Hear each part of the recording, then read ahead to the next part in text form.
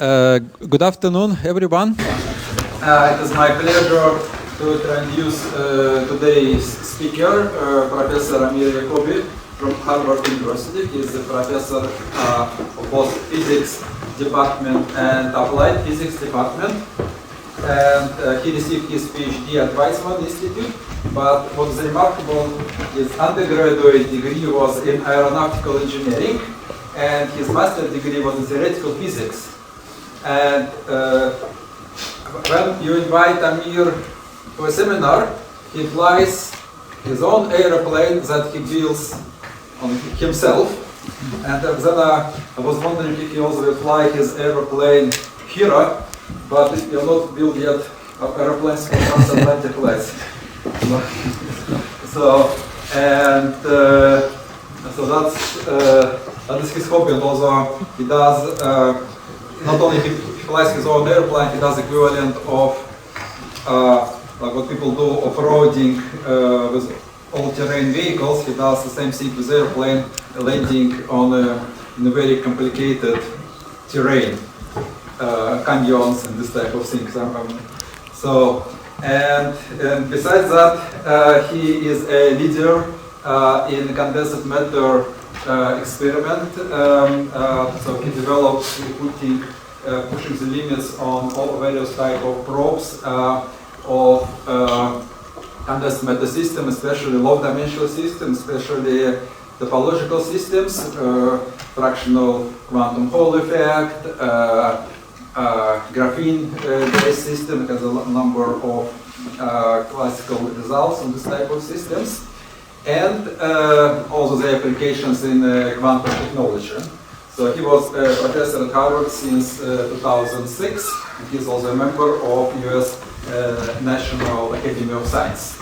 So thank you very much for coming here, and we are looking forward for your talk. Thank you. Thank you very much. Right, so thank you, Igor, for this very kind introduction. As Igor mentioned, I did start in theoretical physics, and I always envied my experimental colleagues that had beautiful toys and expensive instruments in their labs. So I'm very happy to be able to tell you a little bit about our own toys and expensive instruments that we've been developing to study quantum materials. So I'd like to begin kind of a long time ago. Our understanding of nature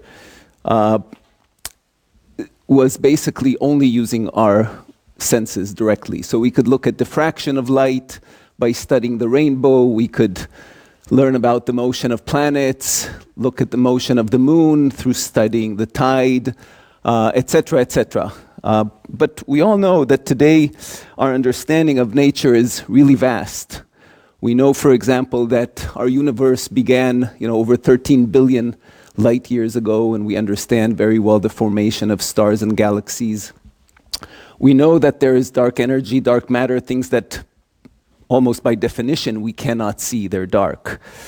On a more earthly scale, we know that everything around us is made of atoms, and that these atoms are made of electrons that are fundamental particles, and the electrons are made of, and the atoms are then have a nucleus, and that this nucleus is composed of protons and neutrons, and these themselves are broken into smaller particles, etc., etc. So the question I'd like to ask is basically, how do we know so much? And of course, the answer lies in the fact that we are able to devise measurement apparatus that can teach us about what is going on and connect our senses with various physical phenomena. Now, following my short career in theoretical physics, and when I was starting to set up my own lab, I realized that many of the instruments that I was purchasing for my lab didn't actually measure the quantities that they were reporting. And largely today's talk is going to be about this connection between what it is we know how to measure and what are the quantities that we're interested in studying and reporting. And I'd like to start with a very simple example that everybody here is familiar with, and that's global positioning systems, GPS.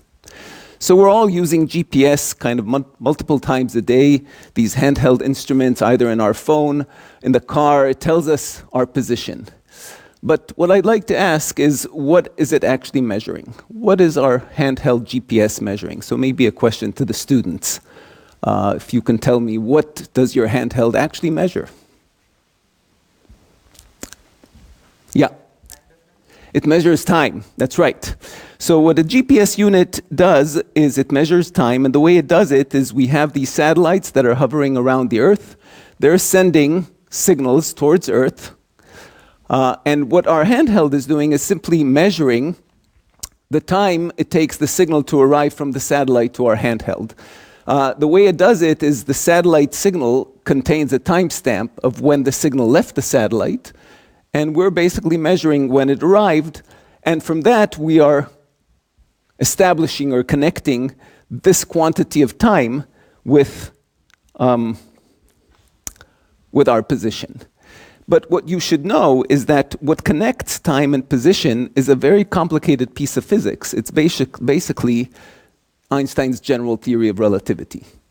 So the point is that we know how to measure time, we're interested in position, and what we need to do in order to connect these two is use a piece of physics that sometimes could be very, very complex and allows us, but we have high fidelity in this theory that allows us to connect the quantities that we know how to measure with the quantities that we're interested in reporting. And this is kind of the general principle of measurement instruments, is that they report a quantity we're interested in, and they use some interesting piece of physics, and any piece of physics that you understand well can serve to connect quantities that you know how to measure and quantities that that you'd like to report.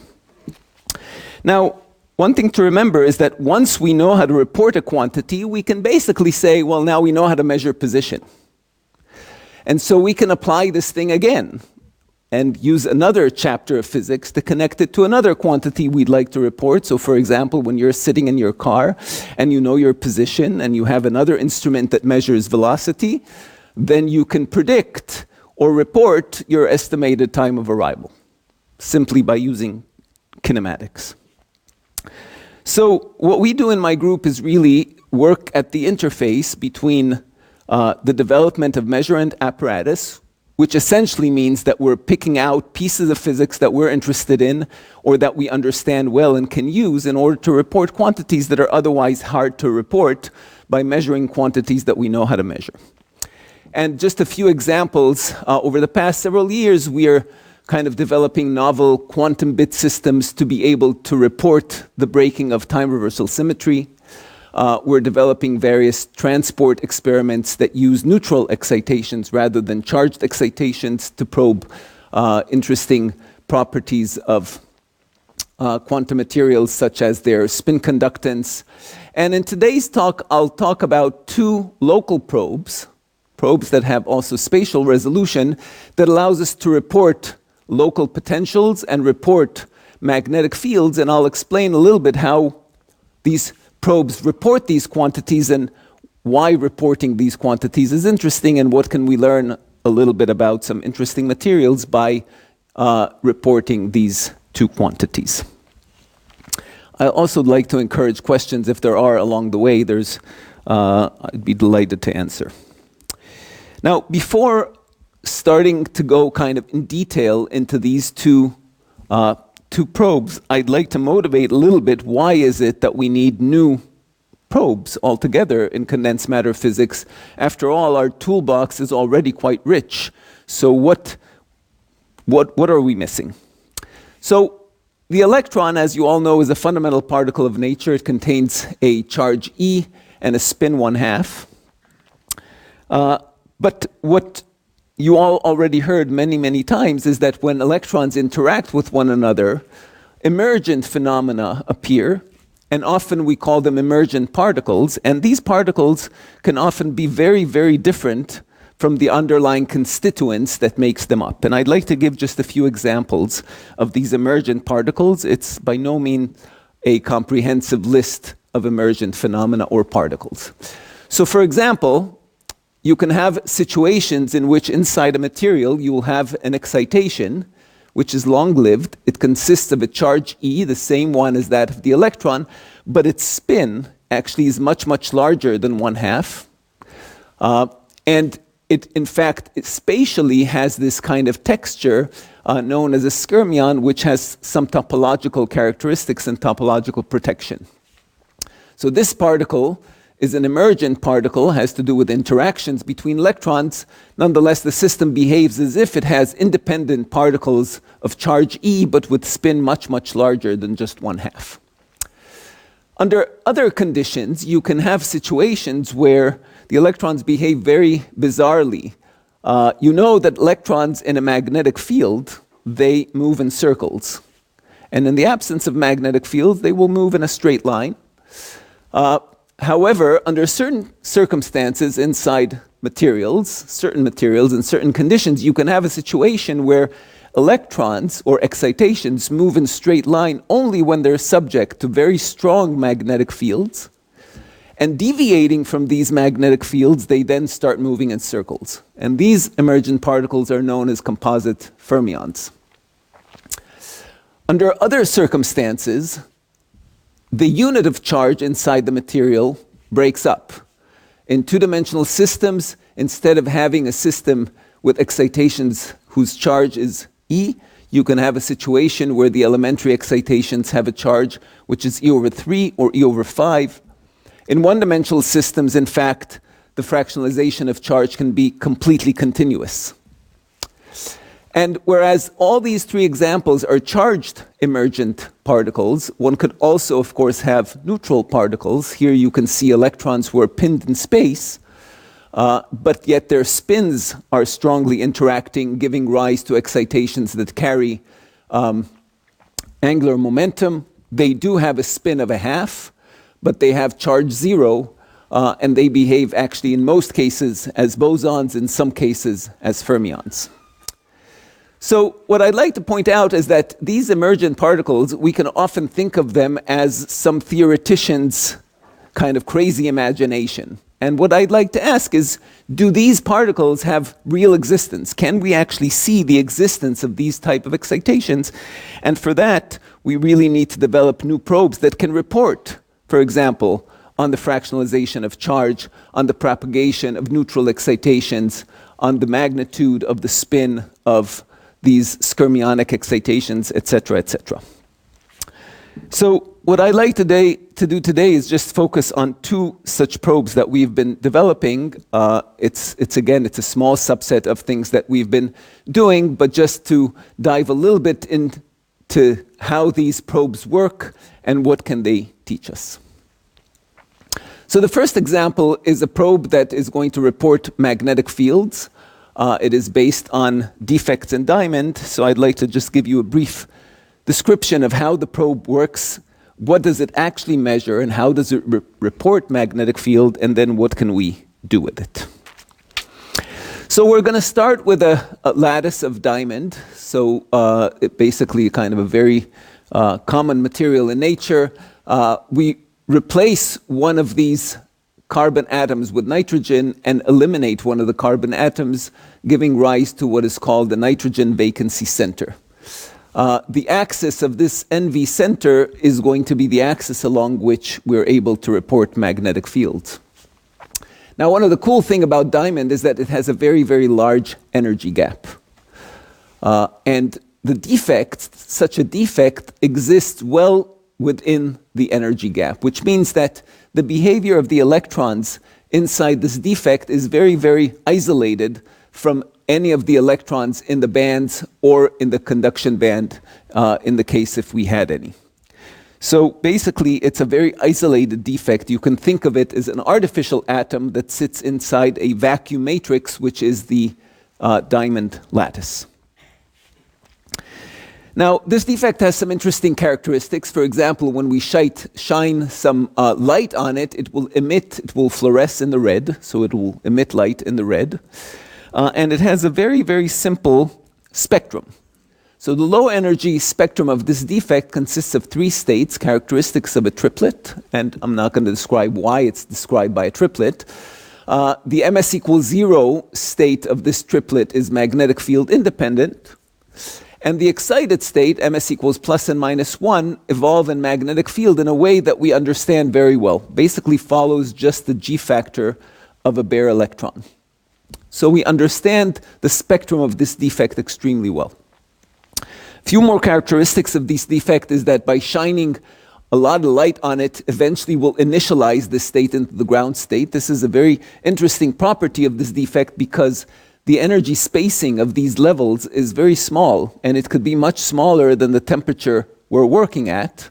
And yet, by shining enough light on it for maybe a microsecond, you end up with this state being in the ground state, despite the fact that temperature is much larger. So you've cooled the defect incredibly well, irrespective of the ambient temperature it sits in. Another interesting characteristic is that the fluorescence of this defect, the amount of red light that it emits, depends on whether it's in the ground state or one of these excited states. It turns out that it fluoresces stronger in the ground state than in the excited state. So this allows us to know whether this defect is in the ground state or the excited state.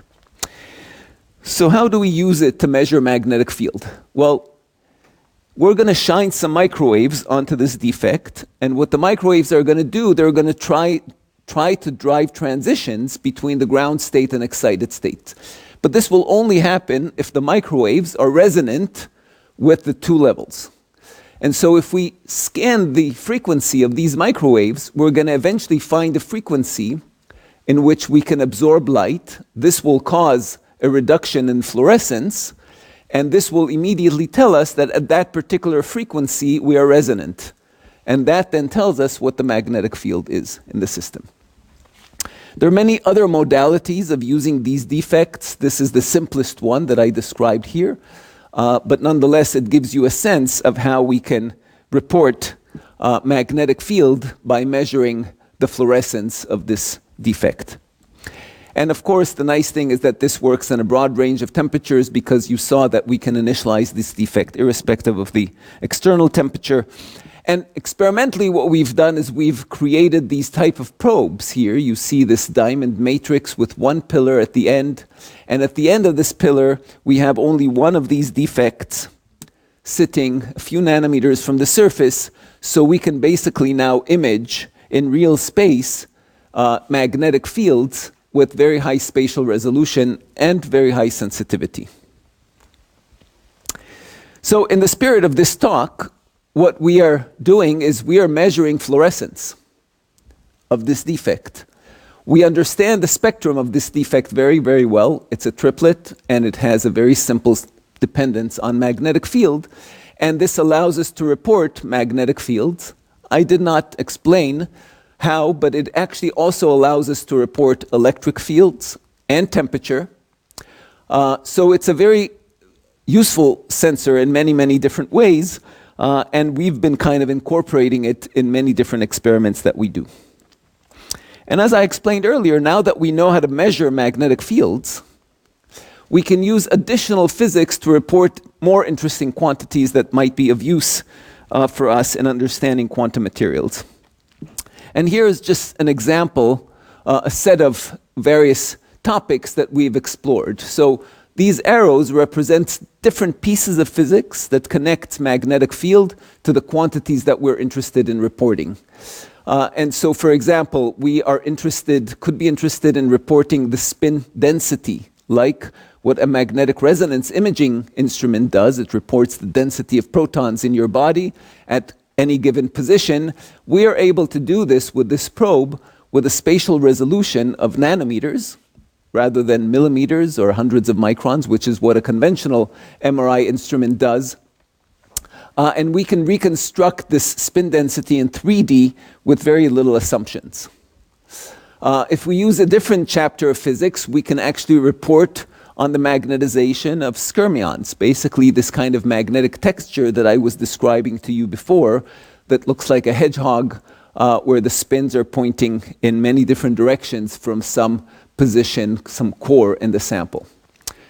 We can use another piece of physics in order to report a quantity that's known as superfluid density. It's a quantity that characterizes superconductors and tells us a lot about the underlying order parameter and the pairing mechanism inside the system. Just like electrons that you know have a chemical potential, spin excitations can also have a chemical potential, a spin chemical potential. And we can show that we can again use a different piece of physics, primarily what's called the fluctuation dissipation theorem, in order to connect the measurement of magnetic field with the spin chemical potential of magnetic systems. We can report the distribution of current inside a conductor. So you know that when water or air flows through a pipe, the profile of velocity in the pipe is not uniform. There is a boundary layer, and the velocity of molecules at the boundary goes to zero.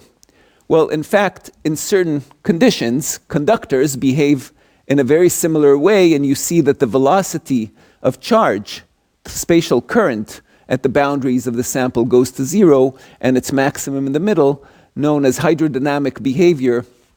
And here again, through the relation of current and magnetic field, we can report current density by measuring the magnetic fields. And lastly, we can visualize these neutral spin excitations that I mentioned in the beginning. And I'd like to kind of just delve a little bit deeper into this example here.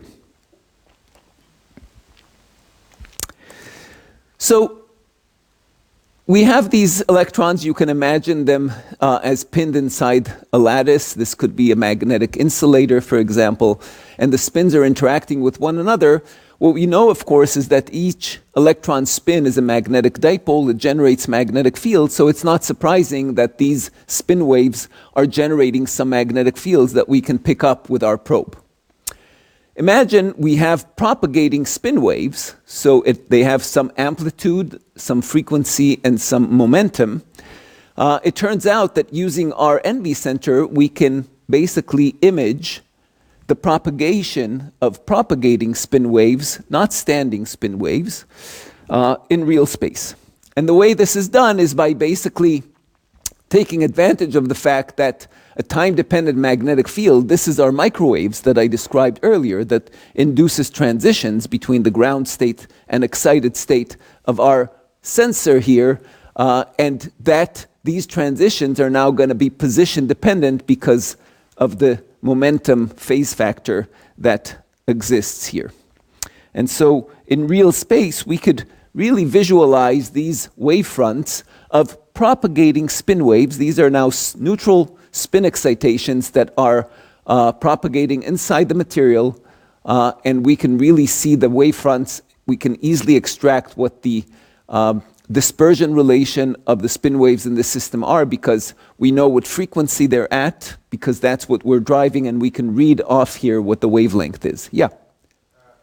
So in this picture, are you measuring multiple sites at the same time, or how do you... No, so each one of these images is taken one point at a time, and it takes a couple of minutes to image. And yet, what is deceiving here is that each one of these images here corresponds to a snapshot of the propagating spin waves, where what we're really seeing is the condition of when, for example, this phase factor k times x here corresponds to, let's say, 2 pi. Under these conditions, we get these kind of bright streaks. And what we're doing, the difference between the different images is we're introducing a change in relative phase that allows this wavefront to, so we can probe not only the condition k times x equals 2 pi, we can probe the condition k times x equals whatever we desire. But each one of these frames corresponds to a snapshot of this propagating spin wave mode. Great. So now that we can image spin waves in real space, I'd like to ask, well, what can we do with that? Why could that be useful? So I'd like to digress just briefly here and to talk about scattering platforms, scattering experiments. And you're all familiar with scattering experiments. you have some source of light or particles, you shine it on a specimen, you're looking at some diffraction pattern, and of course the challenge is to figure out from the scattering result what the source, what was the scattering, what scattered these particles.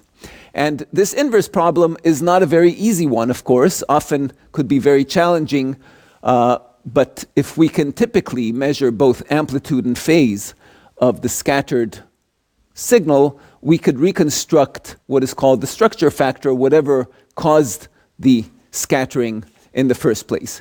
The nice thing about scattering techniques is that the measurement is done in a place where the particles that you're using for scattering are non-interacting. They're kind of in their vacuum, and the complex physics of having these particles or waves interact with the material is not probed directly. You're familiar with many, many different scattering platforms, so this is kind of the general principle. You have some coherent source, it has a well-defined energy and momentum, and it interacts with the material, it diffracts, and by measuring the diffraction pattern where these particles or waves are no longer interacting, allows us to reconstruct some properties of the system. And here are just some examples of things that you're probably familiar with. For example, we could use the diffraction and scattering of light in order to do adaptive optics and correct for aberrations in the Earth's atmosphere to be able to visualize stars and galaxies much more clearly and more precisely. We can use neutrons as the particles, and we can get information about magnetic excitations inside various magnetic materials. Electron scattering can be used, for example, to visualize molecules down to even a single atom level. X-ray scattering, of course, we know we could see our bones in the hospital, but we could also learn about material structure. So scattering experiments are really, really useful.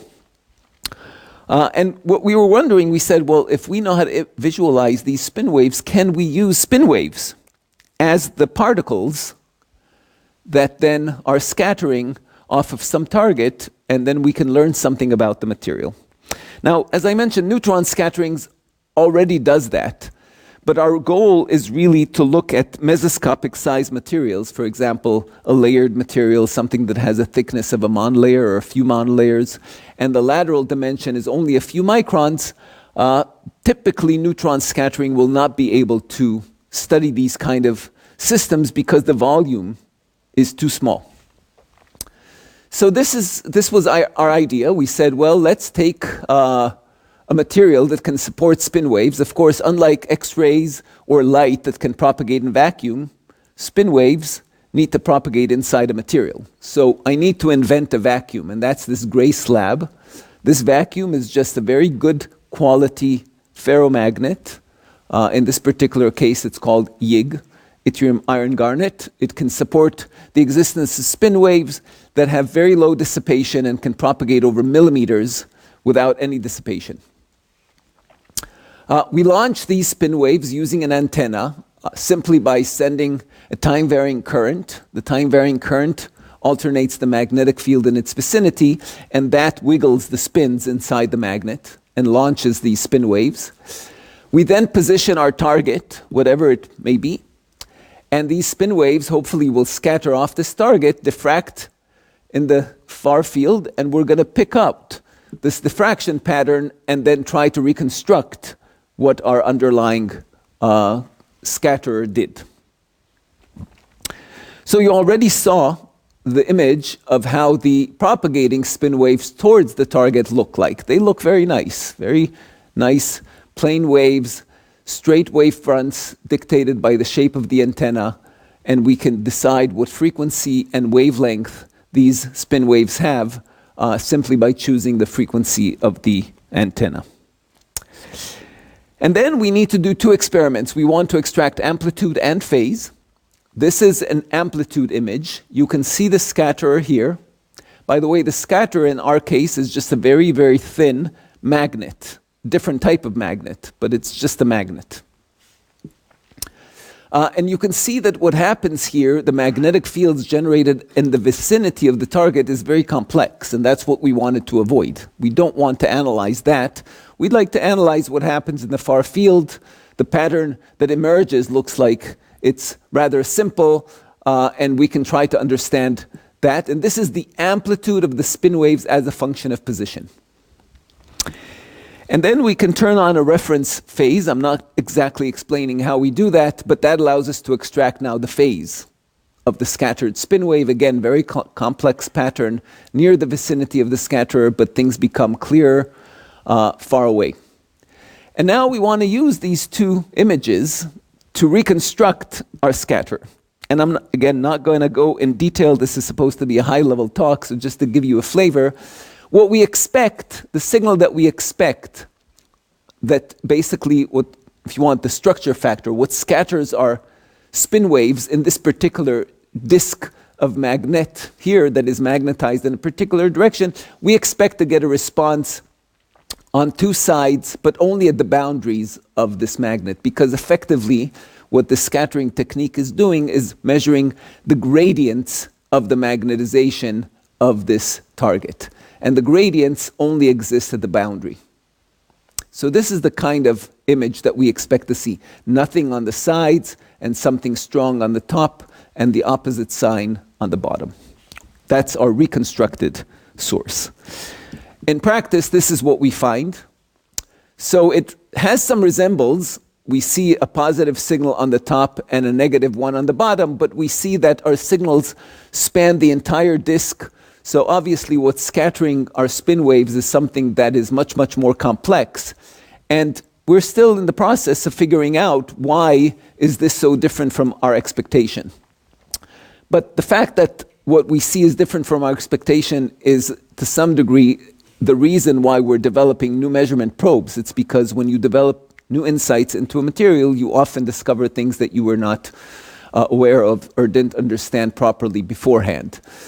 The other reason why this is complex is because the interaction between spin waves and our material is very complex, and we don't really know it all too well. For example, the interaction could be exchange-based. It could be dipolar-based. It could also be galvanic, namely if this disk here is a conductor, then the time-varying magnetic fields that the spin waves are generating are inducing currents inside the disk, and these themselves are scattering spin waves. So it's a very complicated scattering platform that we're still kind of developing our understanding of it. But nonetheless, I think this kind of proves the principle that we can use this imaging of coherent spin waves to develop a new measurement capability that allows us to report now new properties of the magnetic system. And here again, in the spirit of what we are discussing today, we know how to measure magnetic fields. We hopefully understand the physics of spin waves in this material, and we are able to report new properties about the material, like the spin structure factor of this target. So before I move on to the second platform here, I'd like to ask if there are any questions about this first part of the talk, talking about the measurement of or reporting magnetic field and how it can inform us of interesting properties of materials. Yeah. Could you just mention what frequency these spin waves are at? Maybe sketch how you get the phase out? Yeah, absolutely. So the frequency is, in these particular experiments, is in the gigahertz. So the way to get the phase is by using this additional antenna here. So what happens, you see that the phase, so as I mentioned, these are propagating spin waves. So the phase of the time-varying magnetic fields, which are in the gigahertz range, is changing with position. But if I use another antenna that is producing a time-varying magnetic field, but is now uniform in space, so it's not based on spin waves, it's just kind of a far field antenna, then what happens is that now I get two signals that operate on my NV center, two time-varying magnetic fields at the same frequency, but whose phases are different. And this gives an interference. So you can imagine that there are going to be positions in space here where the phase of my spin waves and the phase of my reference signal are opposite. And so the NV center is not going to see any time-varying magnetic field, and it's not going to respond. So it's the interference of the reference signal with the spin waves that gives me the phase information. Any other questions? And by the way, gigahertz is convenient for magnetic excitations. A lot of antiferromagnets, for example, have responses in the terahertz. So we're actually kind of in the process of developing these techniques to be able to do these experiments at a much broader range of frequencies and not be limited to the several gigahertz range. Okay. So I'd like to change gear and tell you about a different probe. This now is a probe that reports potential, and again show you some of its utility and how we can learn some interesting and fun properties about materials using that. Specifically, I'll demonstrate how we can visualize the existence of fractionalized charge inside certain materials. So in order to introduce this technique, I'd like to kind of start with a simple experiment, and that is I have a scale here, I have a bucket, and I'm pouring sand onto the bucket very slowly. And I'd like to see how the mass or the weight increases with time. And it's going to increase continuously. But of course we know, because the sand is granular, that if I were to look very, very carefully at this curve, I would see that actually the weight increases in steps, because each time I have a finite unit of mass that is added into the bucket. And the question I'd like to ask is there an analog to this type of behavior for electrons? Because it's really going to be the granularity of electrons that allows me to measure fractionalized charge. So the idea is, do I have a setup in which I can pour charge in and I could see the discreteness of charge as it's being added into the system? And of course, you're all familiar with such a setup. It's a simple capacitor, right? In a capacitor, as I vary the voltage, the charge is going to increase, and the relationship is simply given by this linear relationship. But as you, of course, know, because the charge is discrete, if I were to zoom in very carefully on this charging profile, I would see that charge necessarily is being added one electron at a time. Now, one electron is a very, very tiny charge, so design an experiment that would actually be sensitive to the discrete addition of one charge is not so easy, but that's what I like to describe. Note that I've drawn the two plates of my parallel capacitors here. One is small, the other one is big. This will become handy in just a little bit. Now, another way to know or to see that the charge, that the minimum energy, that the favored charge on the capacitor, the given voltage, is Q here, based on this relation, is to look at the energy stored inside this capacitor. So imagine I fix the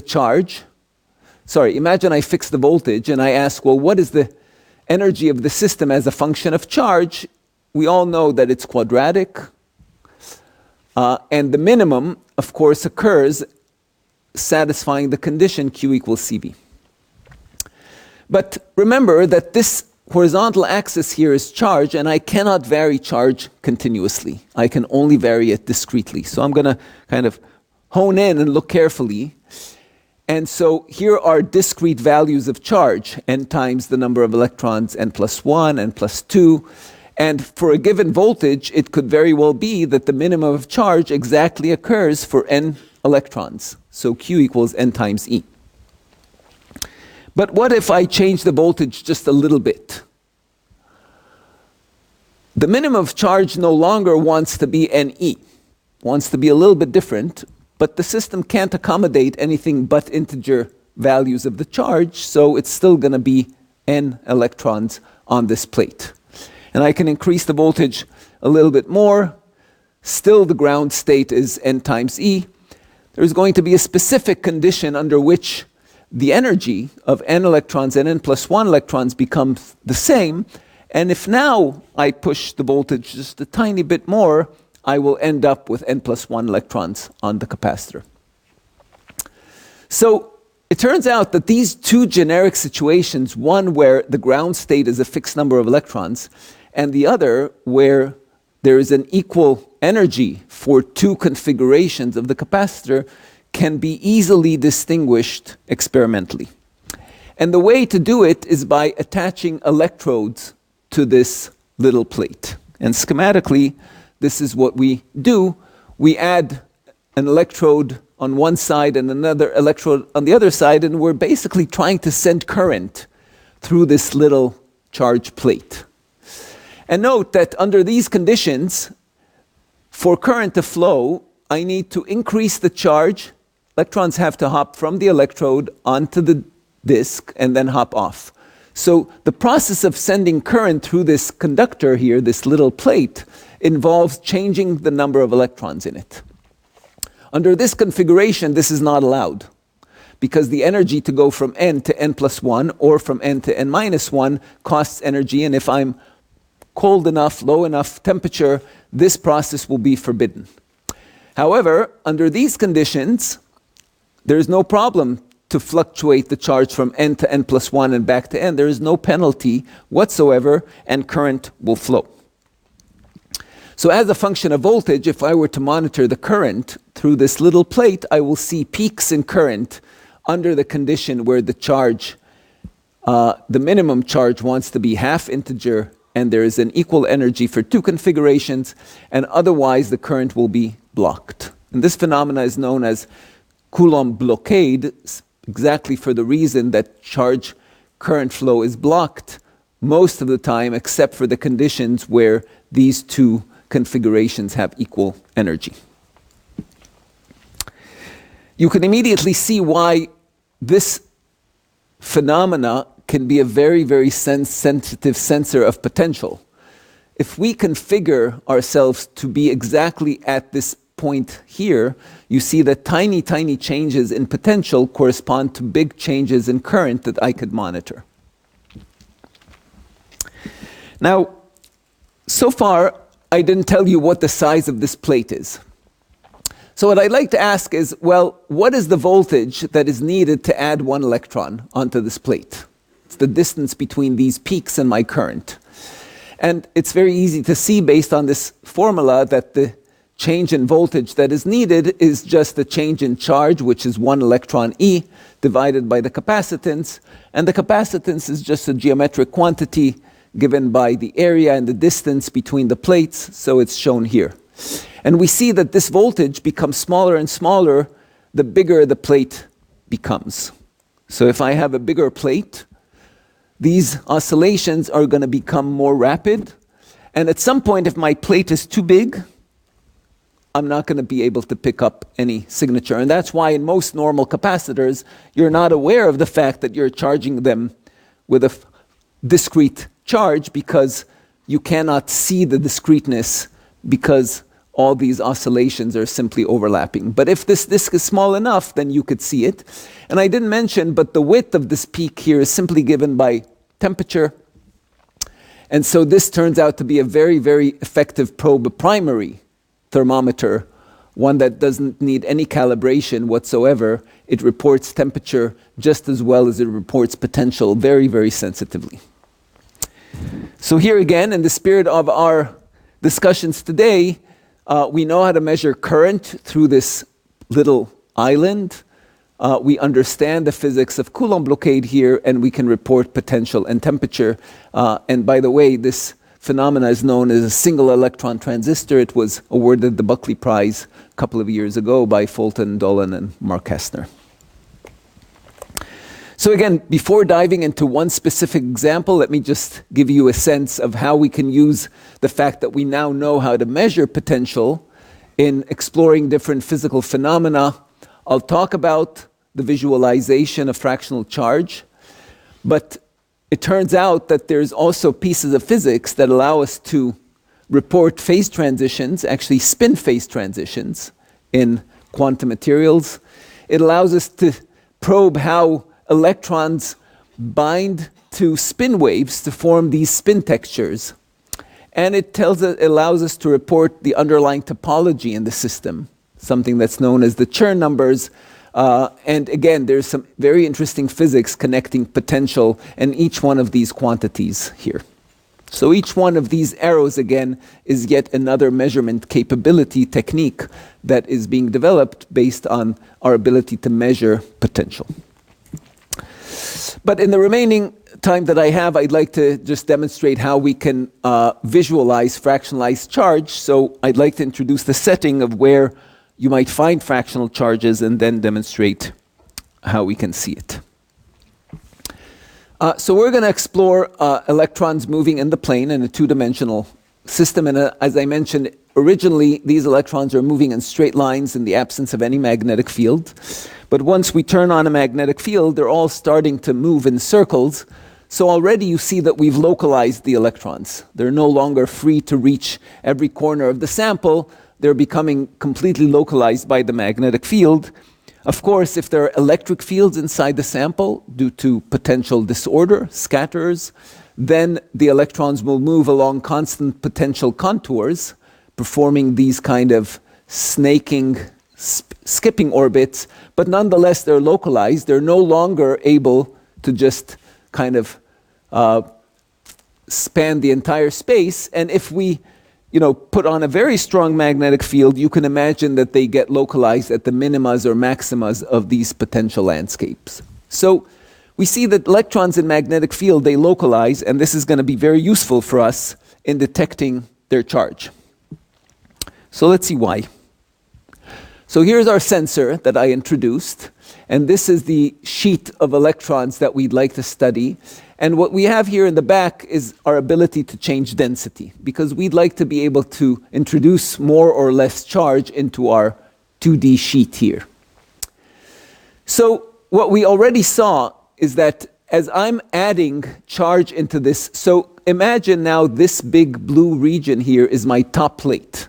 I have my sensor with the tiny plate, but I'm now probing this big 2D system, and the backgate and this 2D system form again a capacitor.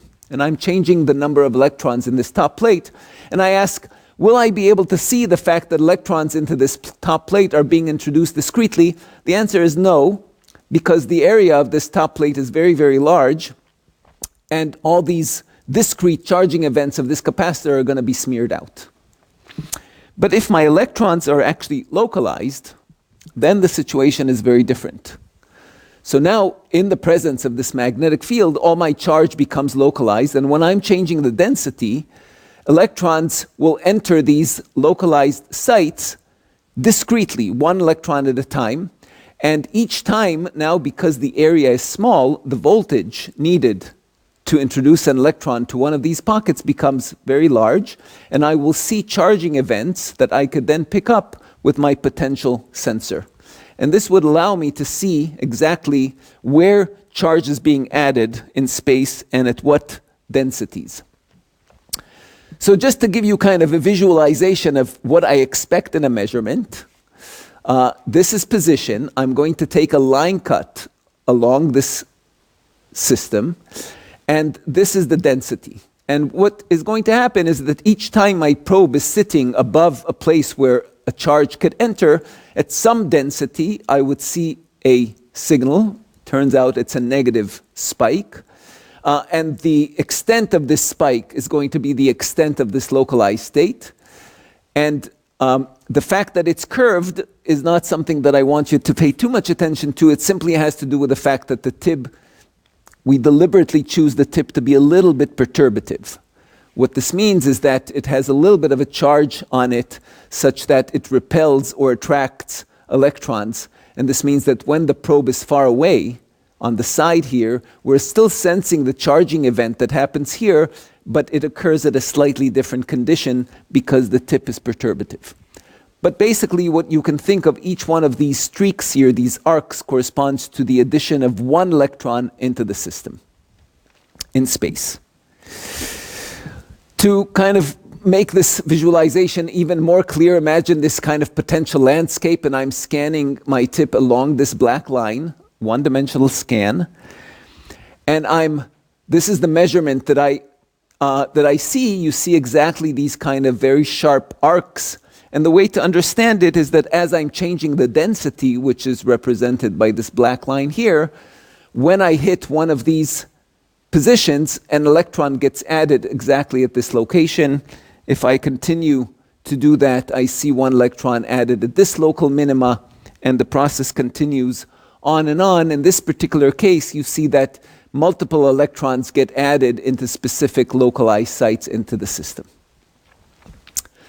And this is a measurement done under conditions where we expect the charges that are being added into the system to be electrons. Now, I don't have an absolute measure of charge, but what I could ask is what happens if I were to repeat this measurement and the unit of charge broke into fractions. So instead of having, so remember, if my unit of charge now is E over 3, then you see that the voltage that is needed to fill up a third of a charge is 1/3 of the original voltage. So what I should see is just 3 times the number of the charging events. Nothing else should change, only the number of charging events should triple. And that will tell me that the charge has broken into units of 1/3 of the same unit of charge I had before. And this is exactly what you see in this measurement. You see that the position in which electrons are charged are exactly the same position, only now we're adding them 1/3 at a time into these localized pockets. And so this kind of demonstrates that the idea of fractional charge is not just the figment of a theorist's imagination. These fractionalized charges really exist under these conditions. Of course, you can ask me, well, can I pull one of these 1/3 charges out of the material? And the answer is no. What's going to happen is that this 1/3 is going to grab 2 other thirds and is going to form an electron, because in vacuum I can only have electrons. But inside the material, under these conditions, what really lives there are 1/3 charges. Okay, so this, again, just summarizes here, using our measurement of potential and the physics of charge granularity, we can actually report the fractionalization of charge. And there is a lot of interest in this topic today, especially in fractional Chern insulators and non-abelian excitations that could have really interesting applications also in quantum computing. So my last slide is basically to say that, hey, this was the initial message, right? There are certain quantities we know how to measure by using known physics. We can report interesting quantities. What I want to add is by being able to measure new quantities, we can understand often new pieces of physics, and we can develop yet even new measurement capabilities that are relying on these new physics. And to the students, what I'd like to kind of sell is that anytime you think you understand something, enjoy it, but also think, well, what can I report using this physics that I now understand? And with this, I'm just going to say thank you to all the students in my group that have contributed to these topics over the years and see if there are any further questions. Thank you.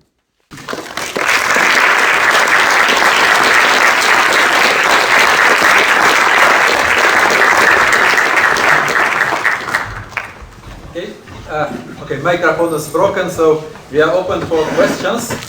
And if you can speak, if you have a question, raise your hand and speak loudly. So while people are thinking about questions, maybe I will start with one. What is the state of the art? How small magnetic flux can you detect? So the NV sensor is not a flux sensor, it's a field sensor. So I can tell you how small a magnetic field, and then depending on the area. Maybe just I will specify. Specify. Let's say, definitely is for a long time it was possible to absorb superconducting forces, so typical lambda. Typical magnetic field penetration length is the area, and suppose that you can diminish flux, can you estimate for this type of ring scale? So if the vortex, if one flux quantum is kind of confined to a tiny region in space, let's say, I need to do the math, but the more it's confined, the easier it is for us to measure, because obviously the magnetic field is going to be larger for a single flux quantum. Or maybe I can twist also this question this way. Like I have like ordinary superconductor and single quantum vortex. How close you can get typically to critical temperature? What is the percentage of critical temperature can still resolve? Okay, I have not done the math, but we can easily do it. So we can, the sensitivity that we have typically could be in the nanotesla range. Every time sensitivity, you mention sensitivity, you need to specify the time scale over which you're measuring. So this is within a second of integration.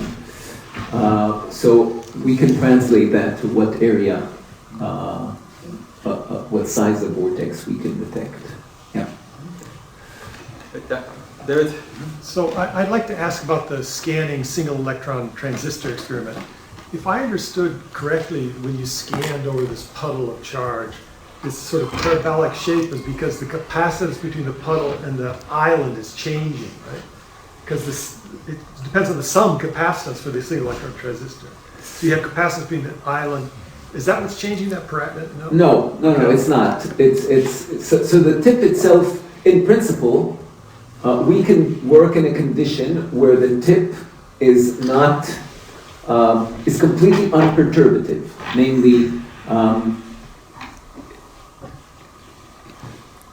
namely, as we move the tip closer or further away, it's not introducing any more charge. It's basically saying, hey, if I could adjust the work function, if I take two pieces of metal, if they don't have any work function, as I change the distance between them, nothing is going to happen. If there's a work function difference, it's like there's a potential difference, and I'm going to, add more and more charge onto this capacitor because there is a fixed voltage.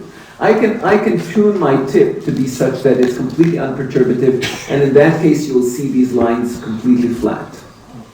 But it's harder to see a flat line. It's easier to see in our measurement because the condition under which you pick it up is kind of appears repeatedly. So what we do is we put a little bit of negative charge or positive charge on the tip.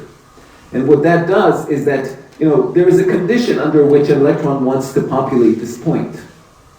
But if I bring my tip and make it perturbative such that it kind of repels that electron a little bit, then I would need a little bit higher voltage on my backgate in order to put this charge here because my tip is repelling it.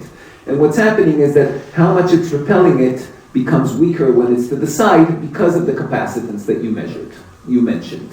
But does that mean if you're really detecting a third charge, you should only see 3 of these nested, or these lines are nested? Yeah, that's right. For each electron charge event that I saw before, I'm going to see 3 charging events. Okay. So if I saw 4 electron charging events before, I'm going to see 12 1/3 charging events. And that's what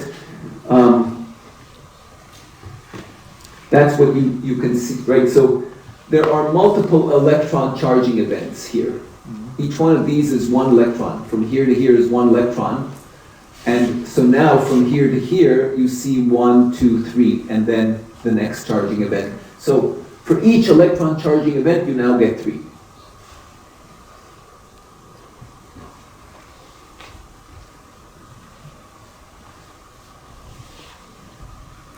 Sorry, another technical question. So when you do the single electron transistor, it's hard to make it fast as an electrometer because it has pretty high resistance, bigger than the resistance quantum. So did you have to implement this radio frequency single to make it a scanning instrument? Or? So no, yes, number one, you're right. Characteristically, a single electron transistor is going to be slow because it has a high resistance, and so with parasitic capacitances, things can be quite slow. And you could use this RF single electron transistor, which uses a tank circuit to balance the impedances and get it to work into the nanosecond time scale. So you can make it fast. The reason we haven't done this in this experiment is because what really limits the speed of charging is not the sensor, it's the quantum Hall physics. It's basically, it takes a very long time to bring a charge from an electrode into the center of the sample because of the quantized Hall effect. Okay. Charge wants to move in circles, So it has it's a really hard time going from where charge can enter our electrodes, which are very, very far away, to the location where we're probing. So that really slows down the physics, and so there's no point in accelerating our measurement. We're not going to be able to take advantage of it. But there are other instances where that would be very useful. So like typically, how long does it take to make such a scan? A good number of hours. Yeah. Go ahead. Yeah. At the beginning, you showed that movie of the spin wave traveling, and you said that the image will take some minutes to get that image. But you also said that those are not standing wave, are traveling wave. So how is it possible that you can, in a minute, measure the same way traveling?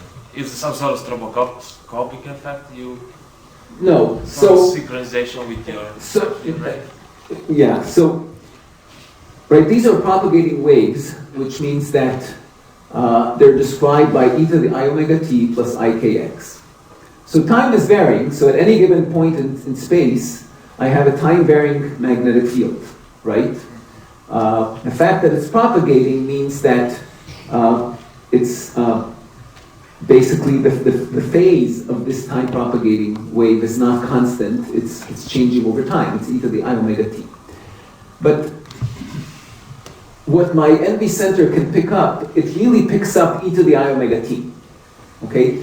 But it cares about the phase, ikx. Okay, so, if I just look at my sample in a stationary situation, I see at any given point e to the I omega t. Any given point has the same I omega t in time. But the ikx is changing, x is changing, right? So the phase of this e to the I omega t, the phase of my time-varying signal is changing in position. So if I had a measurement that is sensitive to that phase of the time-varying signal, I would be able to see what this propagating wave is doing. And that's what my measurement is sensitive to. It's sensitive to the phase of the time-varying signal. So my time-varying signal, I can lock it using this reference signal. So I know what the right?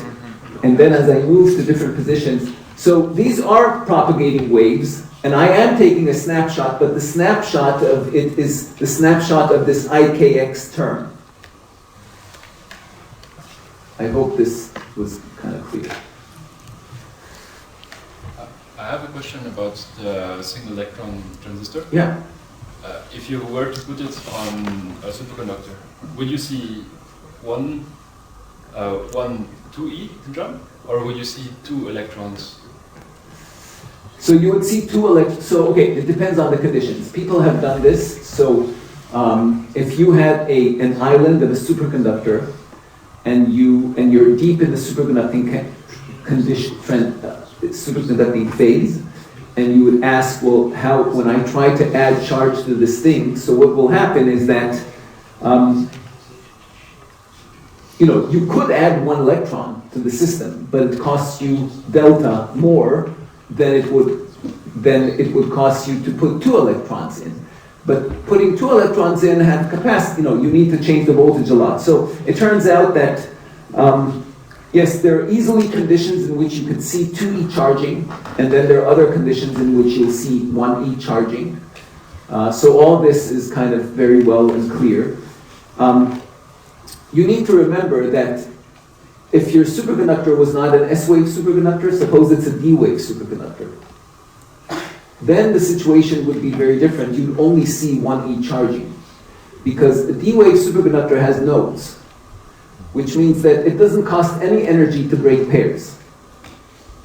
And so it's always going to be preferential to charge it with 1e. So you can't use the charging sequence of a superconductor to deduce, if you see 2e, you can conclusively say that it's a non-nodal superconductor. But if you only see E, then you don't know what's going on.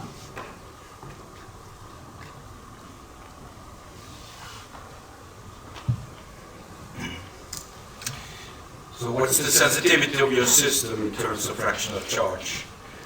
In a way you could argue that it's a continuous measurement, that you can you can ramp up your voltage a little bit, and you continuously move the charges towards your tip. Right, so actually the sensitivity of the single electron transistor is really fantastic. It could be easily, in the range of 10 to the minus 4 of 1 electron. Now, you might ask, well, I'm only trying to measure a third of an electron. Why should I have a sensitivity of 1 part in 10,000? And the problem is that you're trying to detect this charge here. Your sensor is somewhere up here, and the question is, where do the electric fields associated with this added charge terminate? If all of them were to terminate on my tip, I would be seeing the complete 1/3 charge. But only a tiny fraction of them appear there, then I would be measuring a much smaller signal. So the reason you need very high sensitivity, even to pick up a third of the charge, is because there's a lot of screening metal basically surrounding this localized electron. The electric fields they terminate anywhere but your tip. And of course, if you can bring your tip closer and closer, you'd be a little bit better in picking up that signal, but basically that's the challenge. The challenge is that despite the fact that you have a nice sensor, the signal is not directed towards your sensor. The system, screens these electric fields in any way it possibly can, and you're picking up only a small portion. There are other techniques in which you can even improve charge sensitivity, by the way. You can get it down to, we've demonstrated an experiment, you can get down to 10 to the minus 8 of 1 electron charge. So you can really, based on slightly different physics, you can really boost this charge sensitivity. In certain cases, this might be useful. You didn't measure, what temperature did you measure this at? This is 300 millikelvin. You mentioned you can measure the topological material with a chain map. Yeah. So could you please introduce briefly How to do, yes. So imagine you have, you're interested in measuring, I'm interested in measuring the Chern number, let's say, of a filled band. So my chemical potential is sitting in a gap. So if I have a system of bands, and I have a filled band, and I have empty bands, and now I change the magnetic field. If my band, the filled band, is a Chern band, it turns out that the number of particles inside this band will change with magnetic field. This is a very unique property of Chern bands, that the number of states within the band depends on magnetic field. It's something known as the Streda formula. So if I had a trivial band, I change the magnetic field, the number of states is the same, so the density that's needed to keep my chemical potential in the gap is the same. But if I have a Chern band, as I'm changing magnetic field, the number of states in my band changes, and so I need to increase the density in order to maintain my chemical potential in the gap. And what we can easily see using our SET, the single electron transistor, we can see where the gap is. So by following how the gap changes, where the gap is in relation to magnetic field and density, you can extract the Chern number. So that kind of very high level, but yeah. And you can easily see fractional Chern states, and you can see integer Chern states, etc. These are all become very clear in this kind of measurement technique. So this would be yet another arrow, this kind of Streda formula relating Chern numbers and measurement of potential.